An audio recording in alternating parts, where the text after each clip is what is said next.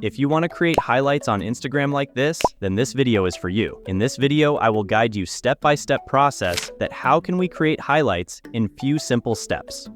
First of all, open up your Instagram application. As here you can see, this is my Insta profile right now. Go back and tap here on your story. Allow permissions. Select that pictures you want to add as highlights, and press next.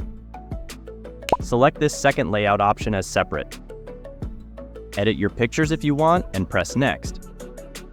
Press on, share, done. Now our story has been posted to our Instagram. Tap on it. In the bottom right side, you can see the option highlight, tap on it, type your highlight name, and press on add.